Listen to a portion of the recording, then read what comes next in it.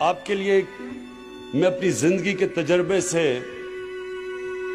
جو میں آپ کو آج پیغام دینا چاہتا ہوں، اور میں چاہتا ہوں ساری زندگی یہ باتیں یاد رکھنا. یہ میری ساری زندگی کا تجربہ ہے کہ دیکھیں انسان وہ بڑے کام کر کے جاتا ہے اور اس کا نام ہوتا ہے دنیا میں،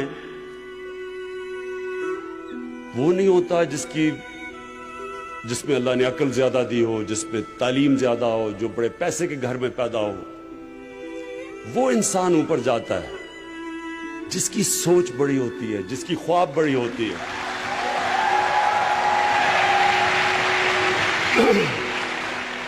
اس لیے آپ سب کے لیے، یا خواتین ہیں یا نوجوان ہیں، سب کے لیے آپ کے کہ یاد رکھنا، بڑی خواب، بڑی سوچ بڑی رکھنا.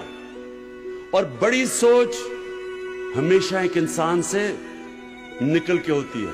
بڑا انسان وہ ہوتا ہے جو اپنے سے باہر نکل آتا ہے، جو اپنی ذات سے باہر نکل آتا ہے. دنیا کی تاریخ میں بڑے بڑے امیر لوگ آئے. کوئی آج دنیا ایک امیر آدمی کو یاد رکھتی ہے؟ کوئی آپ کو یاد ہے امیر آدمی آج ہے، جیسی وہ مرتا اس کے بچے ہی اس کو بھول جاتے ہیں، باقی دنیا تو چھوڑیں. انسان، اس کو دنیا اس انسان کو یاد رکھتی ہے جو انسانوں کے لیے کچھ کر کے جاتا ہے.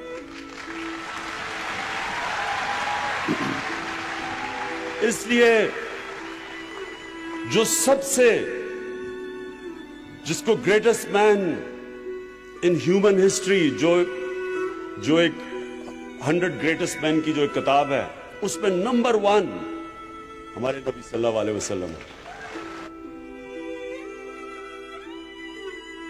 اور ہمیں قرآن میں کہا گیا کہ ان کی زندگی سے سیکھو. تو ان کی زندگی کیا؟ بار بار اگر آپ نے بڑا انسان بننا ہے، نوجوانوں، اگر آپ نے بڑا انسان بننا ہے تو ان کی زندگی کو بار بار پڑھو، سمجھو وہ کیا ہے، کیسے، کیا چیز تھی ان میں، کیا کوالٹیز تھی کہ انہوں نے دنیا کی تاریخ ہی بدل کے رکھ دی. سب کے لیے میں ہمیشہ کے لیے آپ نے یہ چیزیں یاد رکھنی ہیں. دیکھیں اللہ نے کیوں کہا؟ اللہ نے ان کو اپنا حبیب کہا.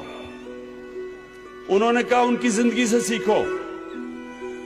ہم جب بڑے تھے ہمارے اور رول ماڈلز تھے، میرے کرکٹ کے رول ماڈلز تھے، اور راستے میں رول ماڈلز بنتے آئے، پاپ سٹارز تھے وغیرہ وغیرہ. ابھی بھی لوگ جو بزنس میں ہوتے ہیں وہ بل گیٹس کو رول ماڈل بنا لیتے ہیں، یا اور جو سٹیو جابز وغیرہ وغیرہ. لیکن یہ یاد رکھیں کہ یہ کوئی بھی ان کے پیر کی مٹی کے بھی برابر نہیں پہنچ سکتے.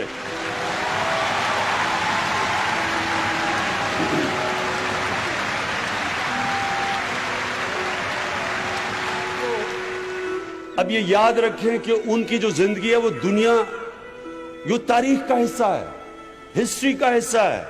ہمیں پتہ ہے وہ کب پیدا ہوئے، کب انہیں ہجرت کی، کب اس دنیا سے پردہ کیا، ایک ایک ڈیٹ پتہ ہے ہمیں. اب میں آپ کو ان ڈیٹ سے بتا رہا ہوں. میں کیوں کہتا ہوں کہ کوئی ان کا مقابلہ نہیں کر سکتا. 625 میں جنگ بدر ہوتی ہے. مسلمان صرف 313 لڑنے والے، ان میں سے سب کے پاس تلواریں بھی نہیں تھی. اور 636 11 سال کے بعد، یہ تاریخ کا حصہ ہے، میں آپ کو تاریخ بتا رہا ہوں، وہی مدینہ کے ریاست کے مسلمان جو اس وقت کی سپر پاور تھی رومن ایمپائر، صرف 11 سال کے بعد بدر کے، جدھر صرف 313 لڑنے والے تھے، رومن ایمپائر کی جو بیزنٹائن ایمپائر کی جو سدرن لیجن تھی وہ 1 لاکھ فوجی تھے اور لیٹسٹ ہتھیار تھے ان کے. تو 11 سال کے بعد یارموک کی جنگ میں وہ گھٹنے ٹیک دیتے ہیں مسلمانوں کے سامنے. ایک منٹ بھائی سن لو. یہ اور میں آپ کو تاریخ بتا رہا ہوں, یہ کوئی گریک میتھولوجی نہیں ہے, یہ تاریخ ہے.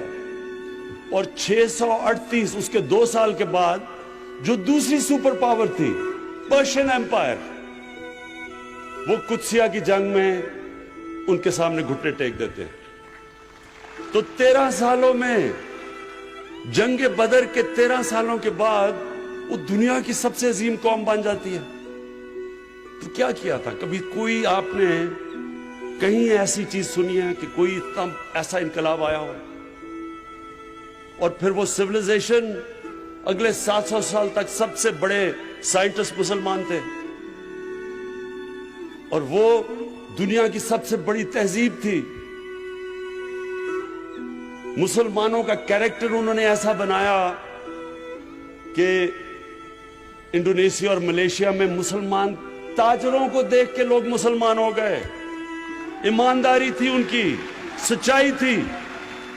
سو میں یہ جو آپ کو کہہ رہا ہوں یہ آپ نے سمجھنا ہے نوجوانوں, بیکاز فیوچر تو آپ کا ہے. تو آپ نے ایک چیز سمجھنی ہے, نمبر 1 سب سے امپورٹنٹ چیز یہ کہ ہمارے نبی صلی اللہ علیہ وسلم نے انسانوں کو بدلا. اور قرآن کی آیت ہے کہ میں کبھی کسی قوم کی حالت نہیں بدلتا جب تک وہ قوم خود اپنی حالت بدلنے کی کوشش نہ کرے.